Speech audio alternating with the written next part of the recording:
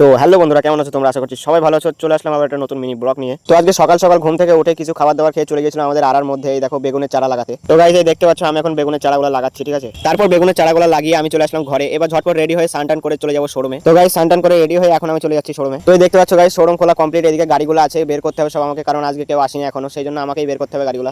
এই দেখো শোরুমে আসলাম আর কিরকম মেঘ লেগেছে দেখো আকাশে, একদম অন্ধকার হয়ে গেছে। একটু আগেই রোদের গাদা ছিল, ঠিক আছে।